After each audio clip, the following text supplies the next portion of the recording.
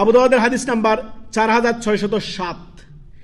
রাসূলুল্লাহ সাল্লাল্লাহু আলাইহি সাল্লাম বিদআত ও বিদআতি সম্পর্কে বলেন, দ্বীন ইসলামের মূল উৎস হচ্ছে কোরআন সুন্নাহ, ওহী ভিত্তিক নির্ভরশীল হচ্ছে আল্লাহর দ্বীন।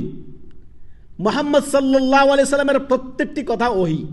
তিনি নিজের পক্ষ থেকে কখনোই খেয়াল খুশি কোনো কথা বলতেন না। ওমা ইয়ান্তিকু আনিল হাওয়া, তিনি কখনোই নিজের পক্ষ থেকে কোনো কথা বলতেন না যতক্ষণ পর্যন্ত আল্লাহ তাআলা ওহী না করত।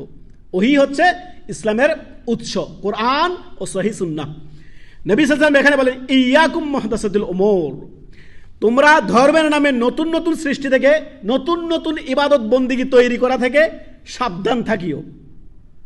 ফাইন্না কুল্লা মুহদাসাতিন বিদআ, যদি তুমি এমনটি করো তাহলে নতুন নতুন আবিষ্কৃত সমস্ত ইবাদত বন্দিগি বেদাত বলে আল্লাহর কাছে গণ্য হবে।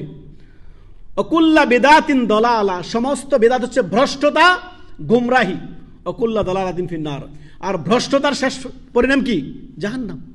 অতএব যারাই ধর্মের নামে নতুন নতুন মিলাদ কিয়াম থেকে নিয়ে সমাজের মধ্যে এই সকল বেদাত চালু করেছে, পীর মুরিদি কেন্দ্রিক, এই বড় হুজুর কেন্দ্রিক, এই মাযহাব কেন্দ্রিক, মাযহাবের দোহাই দিচ্ছে। কোরআন হাদিসের সামনে মাযহাবের কি দাম আছে ভাই বলেন তো? আল্লাহ এবং তার রসুলের কথার সামনে পৃথিবীর সমস্ত মানুষের কথা বাতিল। অতএব ধরতে হবে যা আল্লাহ বলেছেন সেই পথ, এর বাহিরে অন্য পথ তলাশ করা যাবে না। আল্লাহ বলেছেন, যদি আল্লাহর ভালোবাসা পেতে চান আল্লাহর নবী মুহাম্মদ সাল্লাল্লাহু আলাইহি সাল্লামের আনুগত্য অনুসরণ করবেন।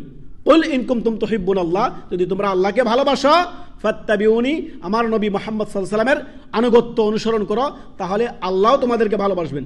আল্লাহর ভালোবাসা পেতে হলে মুহাম্মদ সাল্লাল্লাহু আলাইহি সাল্লামের ইত্তিবা করতে হবে, অনুসরণ করতে হবে।